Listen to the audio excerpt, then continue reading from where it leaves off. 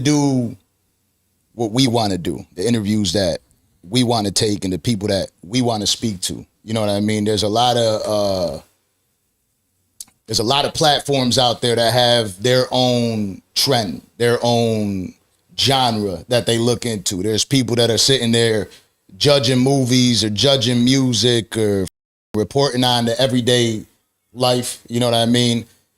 What we do here is a little bit different. We have conversations with people that we give them the room.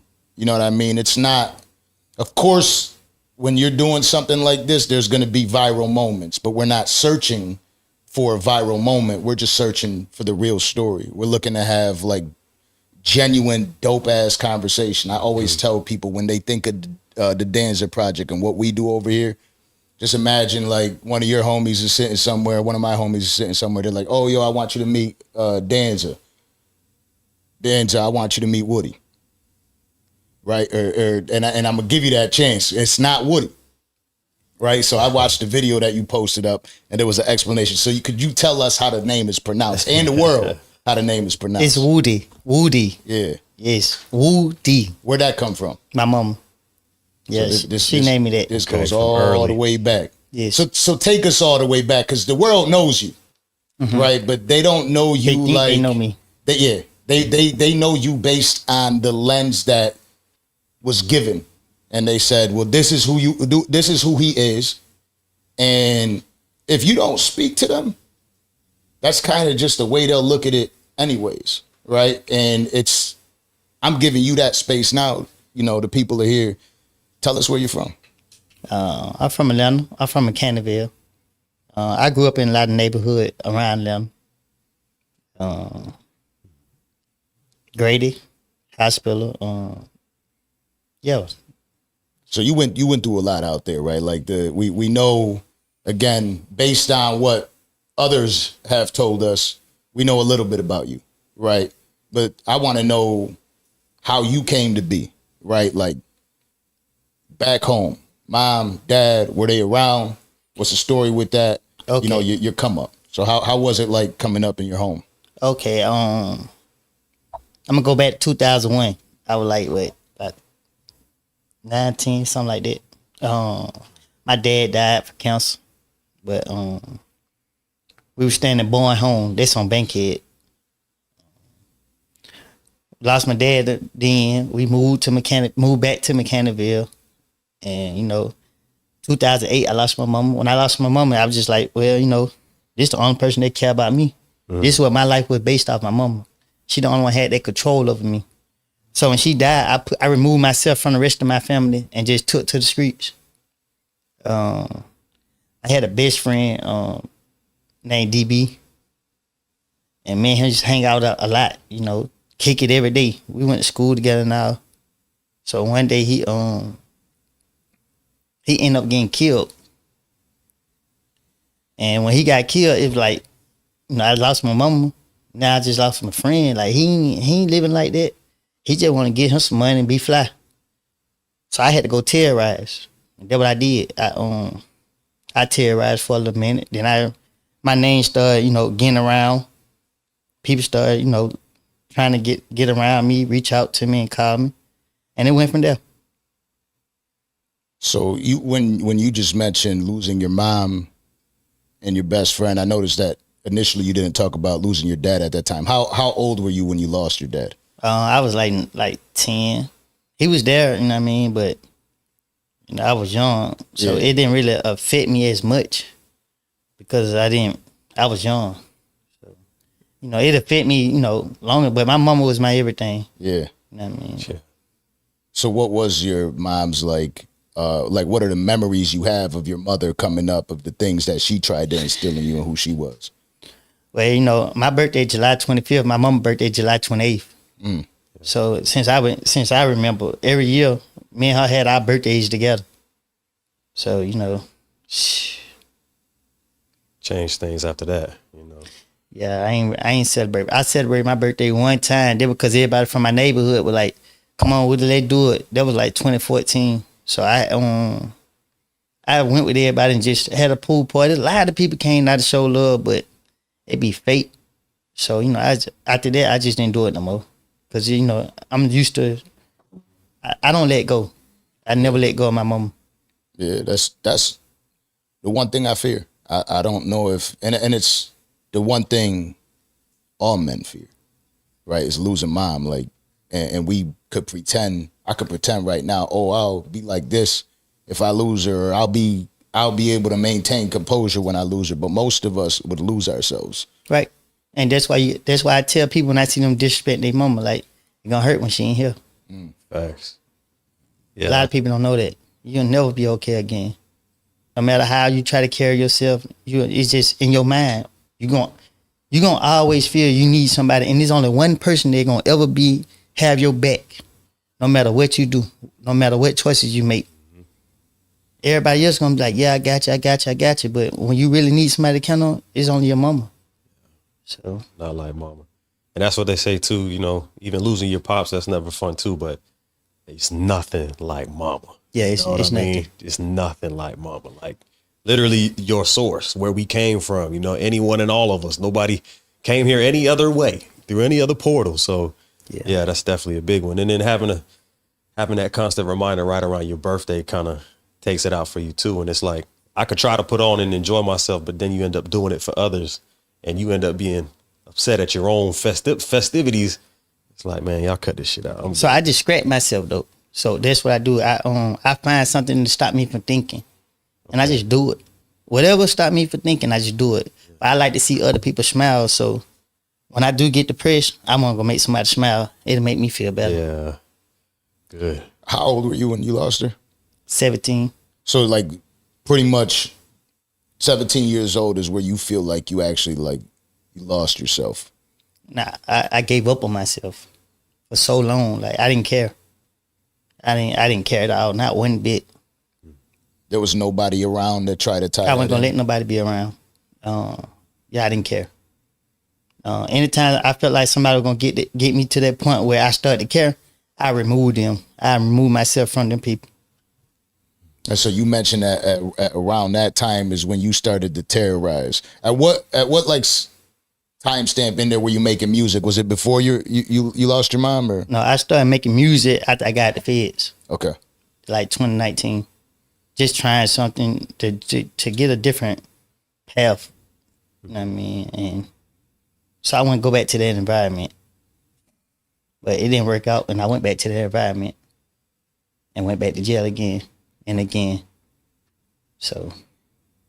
And you dealt with a lot. It ain't like you just went to jail and you were dealing with a clean system. The system was corrupt for you coming up too. Right. So my first time going to jail was for carrying a weapon under 18. The police, they just pulled up and said I matched the description of a suspect, and I had a gun in my back pocket. Yeah. And once he did what he did to me, he was like, well, I ain't gonna put all these felonies on you. I'm just give you a break. So I went to jail. I bonded out. 5 years later, they wanted to make me plead guilty to that. 5 years. That's a misdemeanor. So were you like 17 or something like that, and they try to like direct file you and then right do that whole thing, or what? So I caught that charge right before I turned 18. Yeah. So on my 18th birthday, I was back in jail. I was surprised they didn't try to charge you as an adult at around that time. I did. Oh, okay. Yeah, in Atlanta, you get charged as an adult at 17. But trying to come back from 5 years later, come on, man. Yeah. What are we talking about? See, they dirtied. What they wanted they wanted it on my history. They wanted it on my background. See, people don't know that. Like when you plead guilty, okay, we think we pay for our punishment. But if we continue to get in trouble later on down the line, they're gonna use that against us again. Career criminal. Right. So it's real tricky. And now that what I know, I would never plead guilty to nothing else. Take me to trial. Because they don't have a case, but they try to scare us into pleading guilty. Yeah. And intimidate us. That pressure. Yeah. And they do a good job of it. Like you're talking, I tell people all the time, I try to tell these kids, I'm like, you'll think that. What is their strategy though? The bullshit. No, they hold us in jail knowing that we are anxious to go home. Yeah, absolutely. Correct. And you're right, yeah. So you in a position like, get me home. That's what they're gonna tell you. What? If you sign right now, You can go home today. And people been in jail 6-7 months, a year, or whatever. All my whole history is bull jump. But I can't complain about it because of the things that, I was. Yeah. Yeah, I feel you. So you getting a chance now, right? Speaking of that, to tell the kids what not to do when they get locked up, what would you say to them? Don't get locked up. I tell them to hang by themselves. Ain't no people be talking about loyalty and I got your back. Nobody never know what nobody gonna do until it's time to be in this situation. Everybody can talk, everybody can say what they want to say. Because you got to understand, betrayal don't come because it's already in your mind. It comes when circumstance. Right. When you be there for people and then when it's time for people to be there for you, they gone. So you sitting there like, man, what is it? It's just me. It's just, so kids always be out here worshiping the wrong things because they don't got no real guidance. That's why I tell my nephew now, man, be your own self. Do your own dirt. Can't nobody say I did anything. I don't need nobody to go with me to do nothing. Piss me off. You don't never hear Woody them. You hear Lil Woody. Yeah. Do you feel like that separation, because you lose your mom, your best friend, you alienate yourself from everybody, that made things darker, did it not? So see, God work in mysterious ways. And, a lot of people be surprised to hear me talk like that, right? Because when I lost my friend, I lost it. I was telling people what I was going to do and I was doing it. I didn't care. I was telling, come on. But in the midst of all of that, my baby mama had my daughter. And I just sneak down. When I used to be like, hell, so much on me, because I really heard about my friend dying. I used to go down to the hospital by myself and just sit there and watch her. And she was fighting for her life. As I watch her fight for her life, and she started to develop because she was born early. Once she started to develop, I was like, dang, I really got a child. And I thought about the Lil Wayne song. I lost my brother to a gun and had a little girl. And it's just, I just sit there and just watch her and just cry. But she slowed me down. She slowed me all the way down. And that's why I'm here today. Because if she wasn't born, I would have been dead a long time ago because they weren't going to put me in no jail. Word. Yeah, that's something that happens a lot, especially when you lose both parents. Especially when young, but just in general, you kind of find yourself in a situation where you like, well, shit, what's going to happen to me? What worse could happen to me? What worse could happen? Now, we don't even think about it. No. I don't even think about it. You don't care about what can happen. Right. You just know what you're going to do to others. Exactly. But now you have a reason. That little girl kind of put a... She made me think. You feel me? Like... You said it made you slow down. Yeah. And at what age was this? When you had your daughter? 2014. So I forgot ages, everything at that point. Yeah. I say that because obviously it's been a while, right? Mm-hmm. I'm new to it. So I'm new to being a father to a daughter. And I could already tell, like, in all the places that it changes me, because I'm so used to a man's world. You know what I mean? And dealing with a daughter changes everything. Right. So it's definitely something where it softens you up in the way you communicate and everything. So there was a gap of when you decided to go out and terrorize versus when you had your daughter. So I was already terrorizing. Yeah. Even when she was born, I still was doing what I wanted to do to people. But not only did I had another daughter, but I was on it. I have split personalities. You piss me off, I don't care about nothing. But I care a lot. So if you don't bother me, I don't bother you. But my other daughter, they took me through we both took each other through unnecessary problems. You and the baby mother? My first daughter, okay. Yes. I was wild. I didn't know if the child was mine at the time, and I was giving them a hard time. They would give me a hard time. And, I took a DNA test, and it came back mine. But they didn't know, like, she was saying she was pregnant before my baby mama was. And my mama, before she ever left this world, she always used to tell me I can't have kids. So, it programmed in my mind. So a girl said she pregnant by me. I know you lying.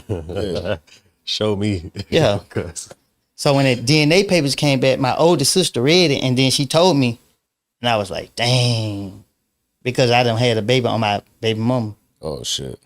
So I'm like, damn, how I'm gonna figure this out? So, you know, I went to them and I try to be slick, like, hey, look, keep it between us, I'm gonna do my part. You know what I mean? Like, don't do that for the media. Because I did clown them for the media. But when they got the papers, they wanted to go to the media. I was like, oh, I'm gonna teach y'all a lesson about playing with me. I don't care about the media. I'm gonna handle business for real. So, you know, I neglected my child.